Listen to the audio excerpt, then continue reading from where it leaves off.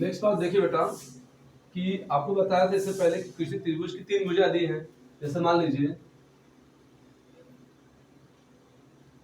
ये त्रिभुज आपकी है, ठीक है, क्या ये त्रिभुज है, ये आपका ए, ये आपका बी और ये सी। 3 भुजा, त्रिभुज की 3 भुजा होती है ना। मान लीजिए इस यहां से तक भुजा का माप, ये माप होता है ना, माप आपको दे दिया 12 सेंटीमीटर। कितना दे दिया बेटा? 12 सेंटीमीटर। और यहां से यहां तक माप कितना दे दिया? 8 सेंटीमीटर। कितना दे दिया? 8 सेंटीमीटर। और यहां से यहां तक भुजा दे दिया आपको 6 सेंटीमीटर। कितना बेटा? 6 सेंटीमीटर दे दिया। तो आपको बोलेगा कि इस त्रिभुज का क्षेत्रफल ज्ञात कीजिए। क्या बोलेगा? त्रिभुज का क्षेत्रफल ज्ञात कीजिए, ठीक है ना। तो इसके लिए फॉर्मूला आपको ये होता है त्रिभुज के क्षेत्रफल ज्ञात करने के लिए, ठीक है ना। ठीक, इसी सूत्र को बोलेगा हेरोन सूत्र से ज्ञात कीजिए। इसे हेरोन सूत्र से ज्ञात कीजिए, है ना। तो कैसे ज्ञात करेंगे?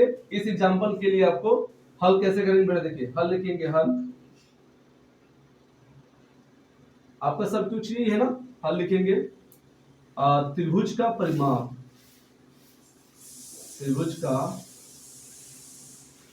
परिमाप क्या होता है बेटा? S इक्वल टू क्या बताया था आपको? S plus sorry A plus B plus C by 2, ये बताया था ना। ठीक, अब देखो A का मान कितना दिया बेटा? 12, B का मान कितना दिया है? 8 और C का मान कितना दिया बेटा? 6 बटे 2, है ना। आप जब इनको आपस में जोड़ेंगे तो कितना आएगा बेटा? 26 आएगा, है ना। 26 बटे 2, है ना। टोटल मान कितना? 13 आया सेंटीमीटर। मतलब S का मान इन सभी भुजाओं से बड़ा होगा, तभी तो आप घटा सकते हैं, है ना। S का मान ध्यान रखिएगा, S का मान इन सभी जितने भुजाओं का माप दिया उससे बड़ा होगा। तो क्षेत्रफल इक्वल क्या होता है? त्रिभुज का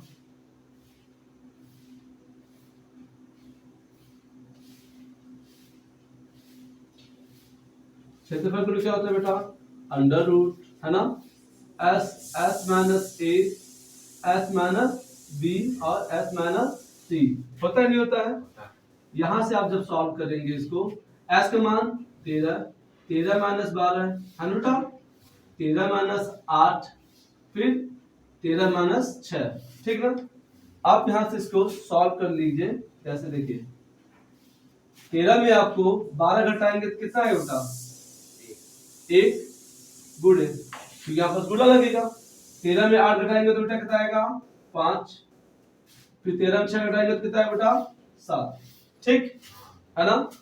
अब देखिए इनका आपस में गुणा कर लीजिए, 13 कम 13, है ना, 7 बचे 35। अब दो का गुणा हो गया ये, है ना। तो क्या होगा बेटा? देखिए 13 बचे 65, है ना। ठीक, 39, 39 और 6 कितना होगा बेटा? 39 है 45, कितना? 45 होगा, ठीक ना। अब जो आएगा आप इसका वर्गमूल ज्ञात कर लीजिए, चाहे तो आप इसी को इसी लिख लीजिए कि अंडर रूट, ठीक है, 45 सेंटीमीटर, ठीक है।